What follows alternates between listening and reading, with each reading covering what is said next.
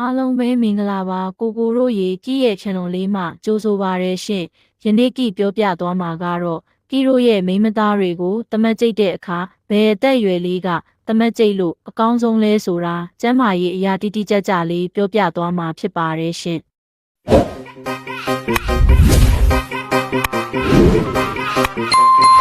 တမတ်လို့အကောင်းဆုံးအသက်အရွယ်ကိုမပြောပြပေးခင်မှာတမတ်လို့အသင်းတော်ဆုံးအမျိုးသမီးတွေကိုအရင်ဆုံးပြောပြပေးသွားပါမယ်။တမတ်ကျိတ်တဲ့အခါအကျမ်းပရမ်းခံနိုင်တဲ့အမျိုးသမီးတွေကတမတ်ကျိတ်လို့ပိုကောင်းကြပါတယ်။ဥပမာအတွေ့အကြုံရှိပြီးတော့အရန်ဟိုစိတ်များတဲ့ကောင်မလေးတွေကတမတ်တဲ့အခါ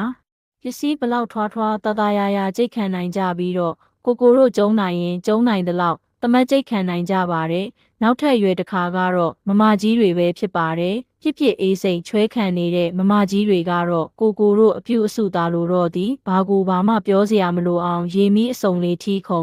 အိုစီတိုးပတ်ဝိုင်းတွေနဲ့ဖြော်ပြပေးအောင်မှာဖြစ်ပါတယ်။ကီအပေါ်ကပြောပြပေးသလိုမတရားတမတ်ကျိတ်လို့အကောင်းဆုံးအသက်အရွယ်က19နှစ်ဝန်းကျင်အမျိုးသမီးတွေပဲဖြစ်ပါတယ်။ဘာလို့အဲ့ရွယ်အမျိုးသမီးတွေကတမတ်လို့ကောင်းလဲဆိုတော့အဲ့ရွယ်တွေကအတွေ့အကြုံနည်းငယ်ရှိပြီးတော့အပြိုလန်းတွေဖြစ်တာကြောင့်တအားဖြစ်နေတဲ့စိတ်နဲ့တမတ်ကျိတ်ခံခြင်းတဲ့စိတ်ကတန်းတနေလို့ဖြစ်ပါတယ်။အပြင်ပုံစံလေးတွေကမတိတာပေမဲ့လည်းတကယ်တမတ်လိုက်တဲ့အခါကိုတို့တောင်မထင်ထားလောက်တဲ့အထိ